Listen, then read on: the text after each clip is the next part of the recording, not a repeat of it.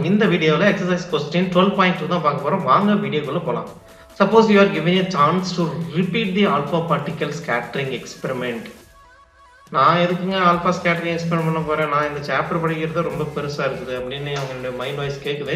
இருந்தாலும் நம்ம ஒரு பாசிட்டிவ் தாட்டோட இந்த கொஸ்டின் நம்ம அப்ரோச் பண்ணோம்னா ஈஸியாக ஆன்சர் பண்ணிடலாம். சரிங்களா? ஸோ என்ன கேட்குறாங்க அப்படின்னா, நம்ம ஆல்பா பார்ட்டிகல் ஸ்கேட்டரிங் எக்ஸ்பிளைன் வந்து நம்ம வந்து பண்ண சொல்றாங்க.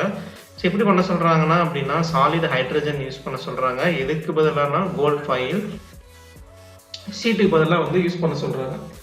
அதில் என்ன பண்ணுறாங்கன்னா, ஹைட்ரஜனுடைய சாலிட் அட் டெம்பரேச்சர் பிலோ 14 கெல்வின்ல இருக்கும். So what results do you எக்ஸ்பெக்ட்னு சொல்லி கேட்குறாங்க.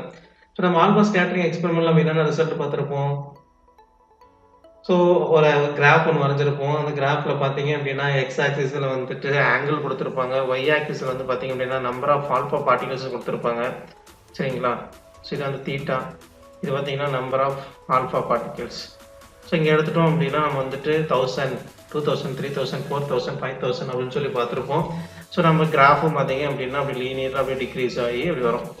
ஸோ என்ன ஆகும் அப்படின்னா, நம்ம 180 டிகிரியிலேருந்து ஒவ்வொரு ஆல்பா பார்ட்டிகல்ஸும் வந்து ஸ்கேட்டரிங் ஆகும். ஸோ இதுதான் வந்துட்டு ரியலாக இருக்கிற ஜிங்க் ஃபாயில் கோல்டு ஷீட் வைக்கும்போது நமக்கு நடக்கிறது. சரிங்களா?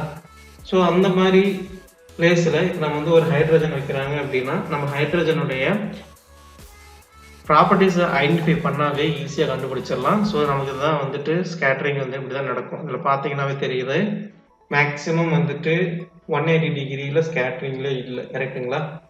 ஸ்ட்ரெயிட் லைன் போகுது. ஏன் போகுது அப்படின்னா, ஹைட்ரஜன் அப்படிங்கிறது நமக்கு தெரியும். ஹைட்ரஜன் ஒரே ஒரு புரோட்டான்ஸ் மட்டும்தான் இருக்கும். சரிங்களா? அது இல்லாமல் இந்த ஒரு புரோட்டான் வச்சுட்டு என்ன பண்ண முடியும் அப்படின்னா, ஒரு ஹெவி சார்ஜ், அதாவது நம்ம ஆல்பா பார்ட்டிகல் பார்த்தோம் அப்படின்னா 2 பாசிட்டிவ் இருக்கும். கரெக்டுங்களா? அப்போ அந்த மாதிரி பாசிட்டிவ் சார்ஜ் வந்து ஆல்பா பார்ட்டிகல் வந்து ஹைட்ரஜன் கிட்ட போகும்போது என்ன ஆகும் அப்படின்னா, ரிப்பல்சிவ் ஃபோர்ஸ் வந்து கம்மியா இருக்கும். ஓகேங்களா? ஸோ ரிப்பல்சிவ் ஃபோர்ஸ் வந்து கம்மியா இருந்தது அப்படின்னா என்ன ஆகும்? 180 டிகிரி மோர் தென் 90 டிகிரி எல்லாம் வந்துட்டு ஸ்கேட்டரிங் ஆகாது. ஓகேங்களா? புரிஞ்சுதுங்களா? ஸோ இதை தான் நம்ம மென்ஷன் பண்ணணும். சரிங்களா? ஒன்று வந்து ஹைட்ரஜன் வந்து ஒரே ஒரு புரோட்டான் தான் இருக்கு, அது வந்து வெரி ஸ்மால் நியூக்ளியர் அப்படின்னு மென்ஷன் பண்ணணும். அதுக்கப்புறம் இந்த repulsive force between hydrogen and alpha particle வந்துட்டு ரொம்பவே வீக்காக இருக்கும்.